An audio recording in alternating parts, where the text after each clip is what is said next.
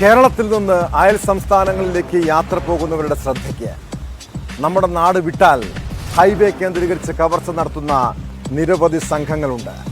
കഴിഞ്ഞ ദിവസം എറണാകുളം സ്വദേശിയായ ട്രക്ക് ഡ്രൈവറെ തമിഴ്നാട്ടിൽ വെച്ച് കുത്തിക്കൊലപ്പെടുത്തിയത് ഈ കൊള്ള സംഘങ്ങളിൽ ഒന്നാണ്. നെടുമ്പാശ്ശേരി മേക്കാട് സ്വദേശി ഏലിയാസിനെ കൃഷ്ണഗിരിയിൽ വെച്ച് ബൈക്കിലെത്തിയ സംഘം ആക്രമിക്കുകയായിരുന്നു. നെഞ്ചിരു കുത്തേറ്റ ഏലിയാസിനെ ആശുപത്രിയിൽ എത്തിച്ചെങ്കിലും മരണം സംഭവിച്ചു. കേസിൽ തമിഴ്നാട് സ്വദേശികളായ 3 പേർ പോലീസിന്റെ പിടിയിലായിട്ടുണ്ട്.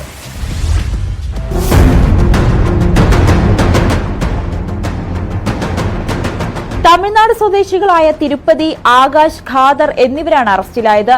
നാമക്കൽ ട്രാൻസ്പോർട്ടിന്റെ ട്രക്കിൽ ചെന്നൈയിൽ നിന്നും ഇലക്ട്രോണിക്സ് ഉപകരണങ്ങളുമായി ബംഗളൂരുവിലേക്ക് പുറപ്പെട്ടതായിരുന്നു ഏലിയാസ്.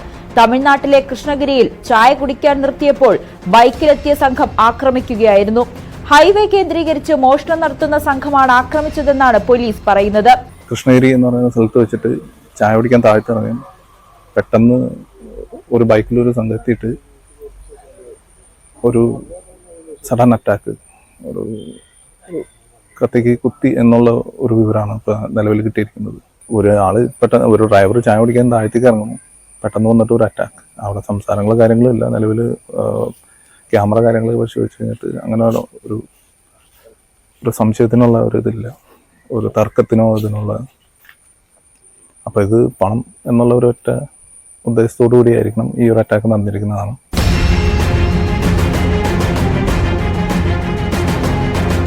നെഞ്ചിലേറ്റ കുത്താണ് മരണകാരണം. അടുത്തുള്ള ഹോട്ടലിലെ സെക്യൂരിറ്റി ജീവനക്കാരനാണ് ഏലിയാസിന് കുത്തേറ്റ വിവരം പോലീസിനെ അറിയിച്ചത്. പോലീസ് എത്തി ഉടൻ ആശുപത്രിയിൽ എത്തിച്ചുവെങ്കിലും ഏലിയാസിന്റെ ജീവൻ രക്ഷിക്കാനായില്ല. ന്യൂസ് 18 കൊച്ചി.